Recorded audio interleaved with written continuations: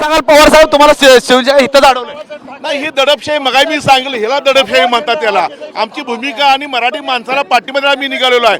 बाकी काय अतिरेक करायला निघालो ना आम्ही. ही अतिरेक भूमिका ही याचा निषेध करतोयच आम्ही. खरं मराठी माणसाला न्याय देण्याचा आमची कटिबद्ध आहोत आणि देणार आम्ही. आज बंदोबस्त मोठ्या प्रमाणात तुम्हाला पोलिसांनी इथं अडवलंय अधिवेशनात जाण्यासाठी, काय सांगाल? ही मराठीला भितात माणसं. ही कर्नाटक सरकार मराठीला भितात, शिवसेनेला भितात, भगव्याला भितात आणि उद्धव साहेब बाळासाहेबांना आणि छत्रपती शिवरायांना भितात ते. म्हणून ही दडपशाही आहे ही. अरे भूमिका मांडू दे ना आमची. काय फरक पडतोय? आमच्या भागात तुम्ही अधिवेशन घेताय. सीमा भाग म्हणजे कुणाचा आहे? आमचा भाग आहे. तुम्ही केलं अतिक्रमण आहे.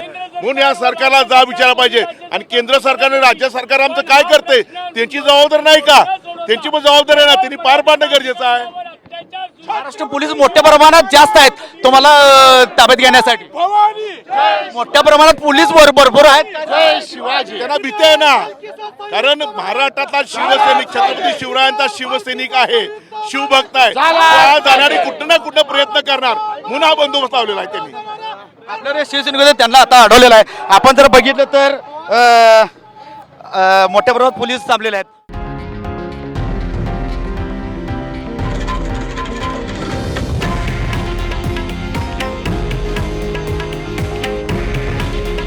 हे आहे देशातील नंबर 1 न्यूज नेटवर्क आणि आपण पाहत आहात TV9 मराठी.